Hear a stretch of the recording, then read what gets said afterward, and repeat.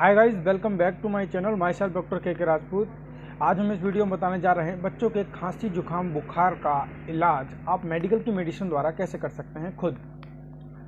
तो चलिए ज़्यादा देर न करते हुए वीडियो को स्टार्ट करते हैं। यदि आप हमारे चैनल पर नए हैं तो कृपया चैनल को सब्सक्राइब कर दीजिएगा। यदि आप हमारी वीडियो फेसबुक पर देख रहे हैं तो फेसबुक के पेज पर हमें फॉलो कर दीजिएगा।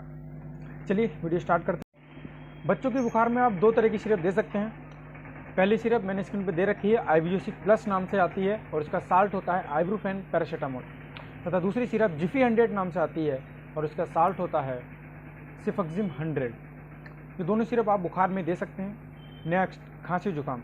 खांसी जुकाम में भी आप दो तरह की सिरप दे सकते हैं, चेस्ट एंड कोल्ड जो कि स्क्रीन पे दे रखी है एंड एमोक्सिसिलिन जो कि एंटीबायोटिक होती है।